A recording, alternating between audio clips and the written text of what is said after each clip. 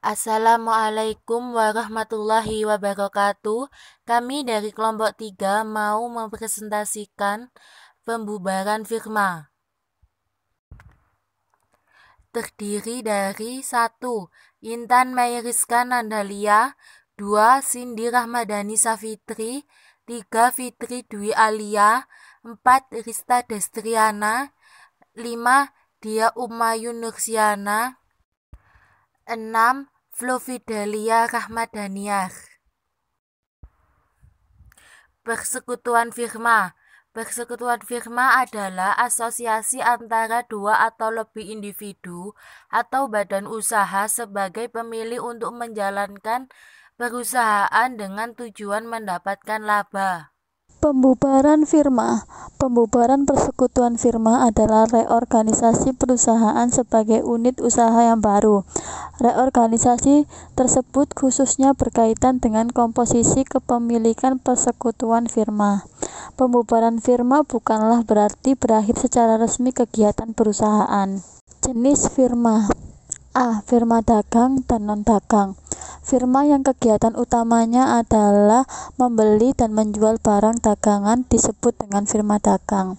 B. Firma umum dan firma terbatas. Firma umum adalah firma di mana semua sekutu boleh bertindak secara umum atas nama perusahaan dan masing-masing sekutu dapat bertanggung jawab atas kewajiban-kewajiban perusahaan. Sifat firma. Yang pertama adalah umur terbatas, yang kedua tanggung jawab yang tidak terbatas, yang ketiga pemilikan kepentingan dalam firma, yang keempat hak atas laba atau rugi, dan yang terakhir adalah perwakilan bersama. Akun penting di dalam firma. Yang pertama adalah modal sekutu, dan yang kedua adalah prive, yang ketiga hutang dan piutang usaha. Metode pembagian laba. Yang pertama adalah secara merata, dalam rasio tertentu, dalam rasio modal sekutu. Bunga diberikan atas modal sekutu, sisanya diberikan sesuai dengan rasio tertentu. Gaji atau bonus diberikan atas jasa para sekutu, sisanya diberikan sesuai dengan rasio tertentu. Bunga diberikan atas modal sekutu, gaji diberikan untuk jasa sekutu, dan sisanya dibagi dengan rasio tertentu. Penyebab pembubaran firma. 1. Pembubaran karena tindakan sekutu. 2. Pembubaran karena ketentuan undang-undang. 3. Pembubaran karena keputusan pengadilan. 4. Pembubaran karena adanya kebangkrutan dalam usaha atau hal-hal lain yang di akhirnya menjadi likuidasi firma.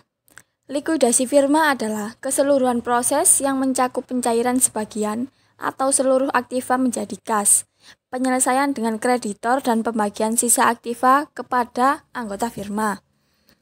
Pencairan aktiva menjadi kas disebut realisasi, sedangkan pembayaran atas klaim disebut dengan likuidasi. Tahap-tahap likuidasi firma. 1. Realisasi, yaitu penjualan aktiva non-kas sampai menjadi uang. 2. Pembayaran hutang-hutang eksternal. 3. Pembayaran hutang-hutang internal atau hutang kepada anggota firma. Yang terakhir, yang keempat, pembagian sisa kas kepada anggota firma. Metode pembubaran firma ada dua, yaitu yang pertama, metode likuidasi dilakukan secara serentak.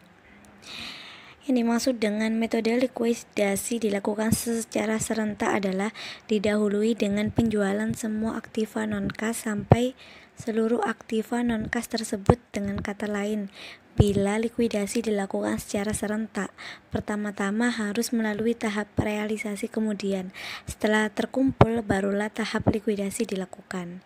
Yang kedua, metode likuidasi dilakukan secara berangsur. Yang dimaksud dengan metode likuidasi secara berangsur adalah suatu metode pembayaran likuidasi dengan cara bertahap, artinya setiap ada uang kas dari hasil realisasi aktiva non-kas menjadi kas akan langsung pembayaran kepada anggota yang mempunyai saldo kredit modalnya.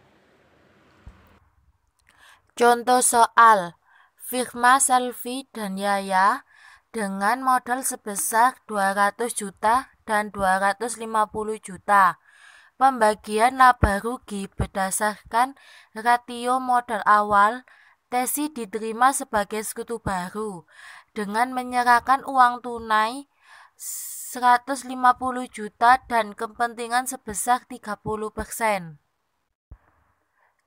Jawaban. Pertama, kepentingan tesi 30% lebih dari modal yang disetor 15/60, maka bonus atau goodwill untuk sekutu baru. Yang kedua, perhitungan metode bonus. Ketiga, jurnal firma atas masuknya tesi. 4. Perhitungan metode goodwill. Total modal sekutu lama 450 juta.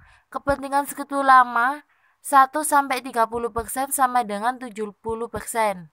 Yang kelima, jurnal firma atas masuknya tesi. Kepentingan sekutu baru lebih kecil dengan modal yang disetor dan total modal yang diinginkan sama dengan total modal yang disetor oleh sekutu lama dan baru. Masuknya sekutu baru akan menimbulkan bonus untuk sekutu lama. Sekian, terima kasih. Apakah ada yang mau ditanyakan?